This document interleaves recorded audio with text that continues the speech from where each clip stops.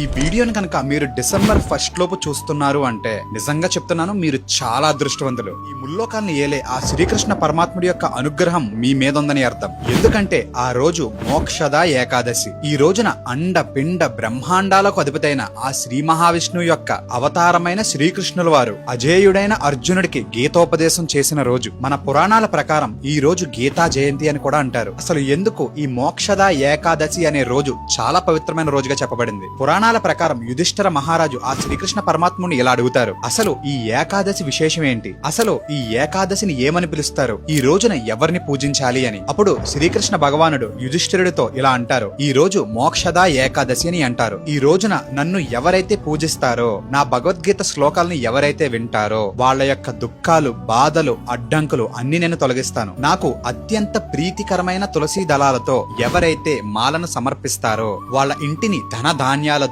పిల్లా పాపలతో తులతూగేలా చేస్తాను అని అంటారు. విష్ణు పురాణం ప్రకారం ఎవరైతే మోక్షద ఏకాదశి రోజున ఆ శ్రీకృష్ణ పరమాత్ముడు చెప్పిన పనులు చేస్తారో సంవత్సరం పొడవున వచ్చే ఏకాదశిల పుణ్య ఫలితాలు మనకి లభిస్తాయంట. ఏకాదశి అంటే శరీరానికి ఉపవాసం, మన ఆత్మకి పోషణ అవుతుంది. హరే కృష్ణ అనే సంకీర్తనతో ప్రతి ఒక్కరూ ముందుకి అడుగు వేద్దాం.